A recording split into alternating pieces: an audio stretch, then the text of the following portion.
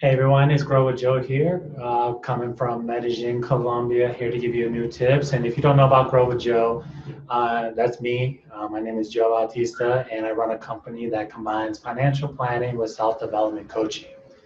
So just make it your one-stop shop to get you your best life and everything. Because when you can take control of your life, then you can take control of your money, and then when you have those two in line, then you can just live your best life. If you want to decide to do something, you can go do something, and you're going to have the confidence and you're going to have the financial capabilities to do so. So today's lesson is going to be a financial planning tip or a personal finance tip, and it's what to think about money. And like hold on to cash and everything. And as a financial planner, I've been working with clients for 5.5 years now, and I noticed one thing I go over with a lot of my clients is that we go over a budget and just see what their cash flow is and how should they be saving money and everything. So I would say the first step is look at your budget and then look and see what you're spending on a monthly basis. So if you're spending $3,000 a month on your rent, your car payment, other bills, eating, groceries, all your utilities and everything, and if that equals $3,000, then I would say a good goal is to get up to $3,000. I know we're in COVID right now, but hey, we want to be one of the best things we can do as people is be prepared for adversity. And if we didn't get it right now, prepared for this moment, hey, let's prepare for the next time because something is always going to go wrong. There's been 2008 with the Great Recession. The average person has $2,000 in unexpected expenses every single year. So even if you didn't have COVID, there would be something else, like a car payment. I mean, something wrong with your car, something wrong with your health. Just something is going to pop up where you're going to have to spend about $2,000. That's on average. You could be higher than that, or you can be lower than that. So the first thing to help control your cash flow is look at your budget and just see, okay, am I spending $3,000 a month? And this is a ballpark figure. Don't worry about if it's $3,000 every single month. There's going to be some variance. One month it might be $3,500. The other month it might be $2,800 or $2,500. We don't know. For folks that are the blessing of still working, they're not spending as much money out on restaurants or going out, so they're saving a lot more. So let's see what we can do with that. So once you have that number, if it's 3,000, 10,000, 5,000, just say, okay, this is what I'm average spending on a monthly basis. And then from there, we want to have 3 to 6 months of a buffer. So as we can see with COVID, hey, you might be out of a job and everything. And then you just, if your goal is, if it's $3,000, then the goal should be $9,000 as your emergency fund. And this is supposed to be a tool. So the goal is to always work towards $9,000. And once you get past $9,000, then you can start thinking about other things. You want to be more conservative with your emergency fund, but it's supposed to be there for a tool. If something happens, use it. Don't. It's not there to look pretty. It's supposed to be there for a tool to help you make problems into 5-minute problems. So if you're making $3,000 a month, a good rule of thumb, or let's say you're making $3,000 a month, and you're spending $3,000 a month. Hey, let's try to save 5% of that, which would be about $150 a month, which is $75 a paycheck. If you can't do that right now, start at 3%. If you can't start at 3%, start at 1%. And 1% would be $30 a month. And then next month, bump it up to 35 until you get to that 150 mark, where you can start funding that emergency fund on a regular basis. So one of my favorite sayings by Les Brown, I'm big into motivation. That's why I combine self-development coaching with financial planning, because I believe that, hey, in order to do financial planning, you need to have good job, in order to have a good job, you need to be a competent individual. And to be a competent individual, you have to develop yourself as a person. And one of the ways that you can develop yourself as a person, just get 1% better every single day. And Les Brown once said, you don't have to be great to get started. You just have to get started to become great. And it becomes a habit. It just gets bigger and snowballs into a bigger effect. So like I would focus on building that emergency fund first. And while you're doing that, also focus on building up your skills so you can get that job promotion. And anytime you get a job promotion, just think about, hey, out of this, let's say it's $500 extra a month, you're going to take half of that, apply towards your financial plan, and then take the other 50% and apply it to your standard of living and everything, just so you can give yourself a reward for doing a good job. So reward yourself and just follow the process and everything. So the goal is to get 3 months minimum as your emergency fund for cash. And if you have to dip into it, that's fine, because it's there for a tool. It's supposed to be there to help you with emergencies. And if it's an emergency, hey, you did your job. Instead of stressing about it and putting it on a credit card, what happened now is it's out of the way. You don't have to think about it anymore. And what better peace of mind can you have than that? It's awesome when things happen. I remember having a $4,000 car issue. Something happened with an engine, and I had the money to deal with it. It sucks dealing with it, but hey, life is gonna happen, and we just have to deal with it. And when we have more tools in our toolbox or more resources, it's gonna make life a lot easier to deal with. So that's the first step, is look at getting your emergency fund in line. And then step number 2 is you don't want to hold on to too much cash. Right now, well, the average over the last 10 years has been roughly about 2% for inflation. If you want to be more conservative with inflation, it's like looking at like 100 years ago, we would be looking at more like 3% if you want to be more conservative. But as my opinion, I would say closer to 2%, because that's what the Federal Reserve is targeting for their inflation rate. So I would say 2% is a fine number to have.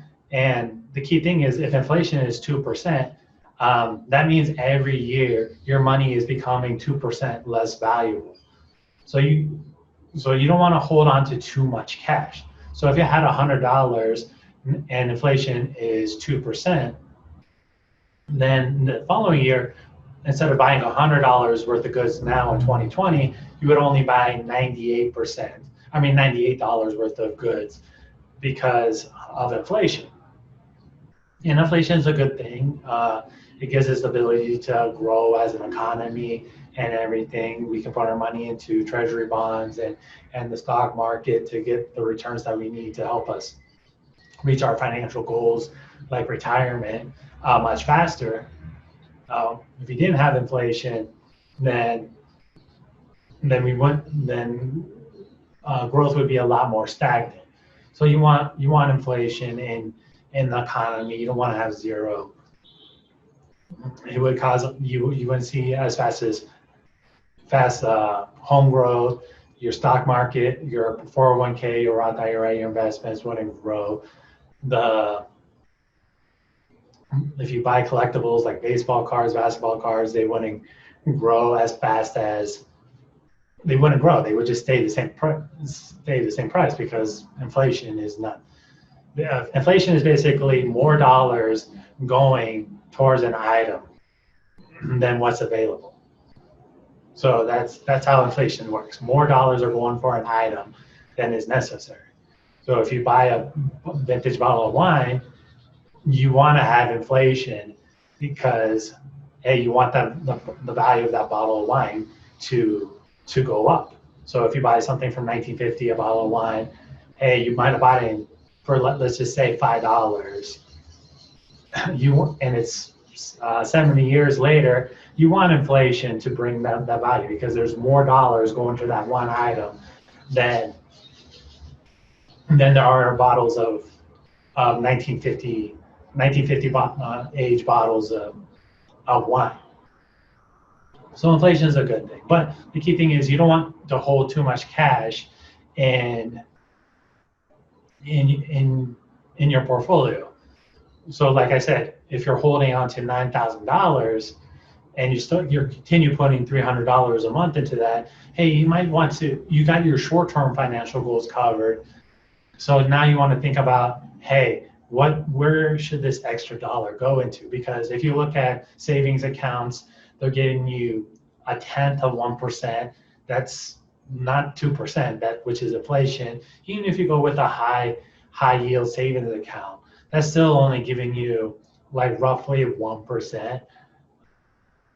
Still not enough to outpace inflation. So if you're spending all this time researching where's the best high yield savings account, don't spend too much time, because if you're spending 5 hours to do so and you value your time at $100 an hour, it might take you like 2 years to recover that funds. It would be better to take that, just go with your regular bank, find a high yield savings account, or just keep it in your savings account and take that 5 hours and apply it to building up your skills. You can I believe as a person, you can get a better rate of return by investing in yourself. So if you work at a job and you're making $50,000 a year and you negotiate a $5,000 raise, and you could do that in 3 months, you can do it 1 month, just switching a job, you got a 10% bump in your annual income, and that's awesome.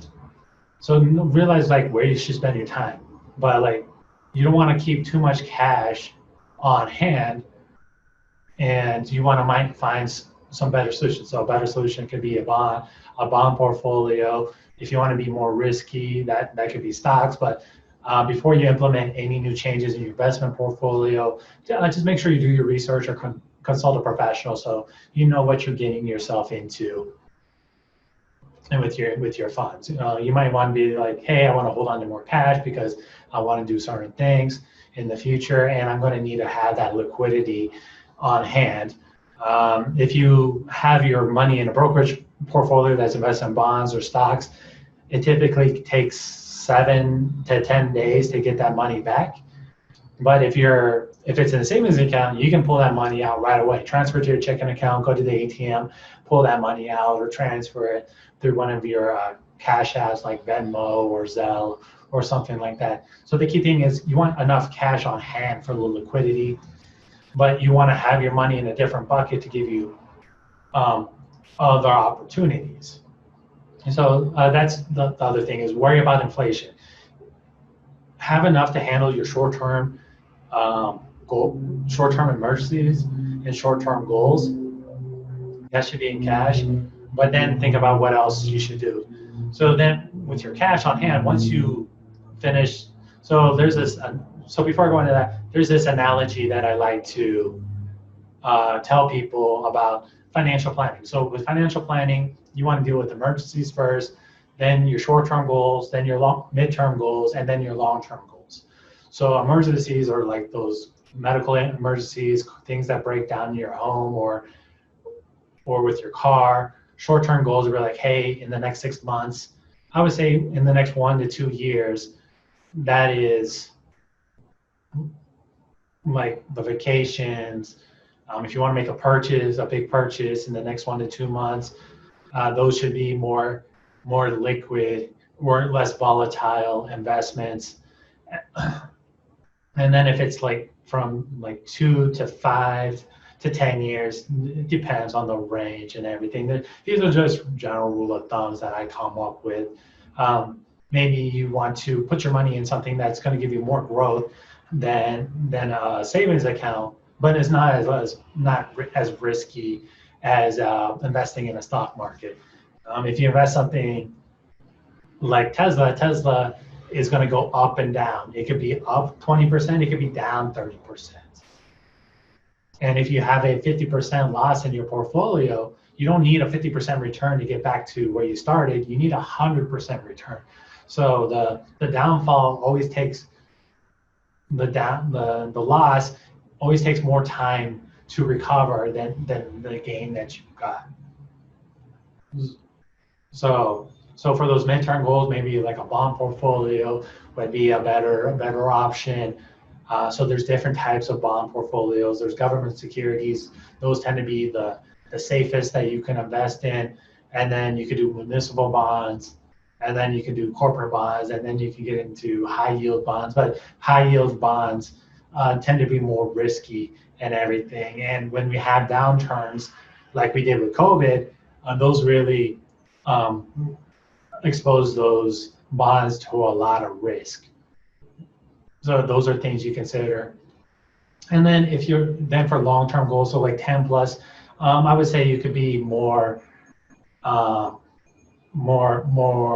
take on more financial risk, and that could be like investing in stocks. So you can invest in an index fund. You could do individual stocks. The key thing is just know the deal before you accept the deal.